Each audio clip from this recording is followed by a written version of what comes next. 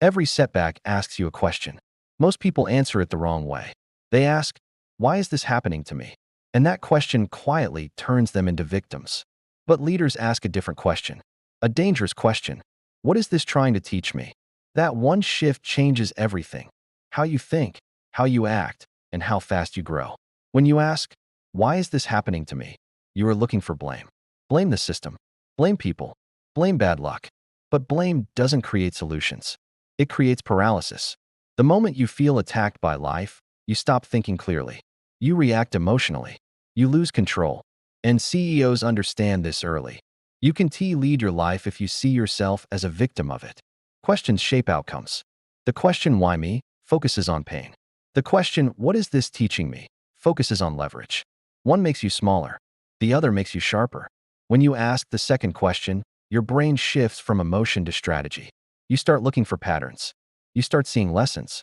You start extracting value from discomfort. And value is what leaders are trained to find, especially in chaos. CEOs don't avoid problems. They study them. A loss becomes feedback. A failure becomes data. A delay becomes insight. They don't ask, why did this happen to me? They ask, what did I miss? What does this reveal? What must change next time? That mindset doesn't remove pain, but it prevents wasted pain.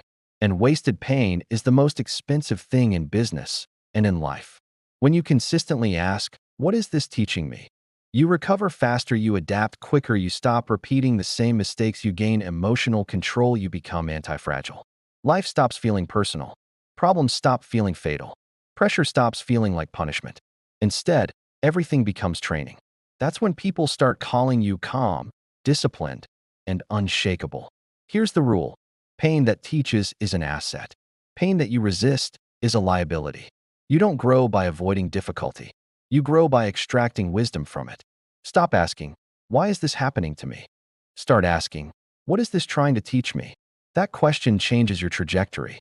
That's the CEO code.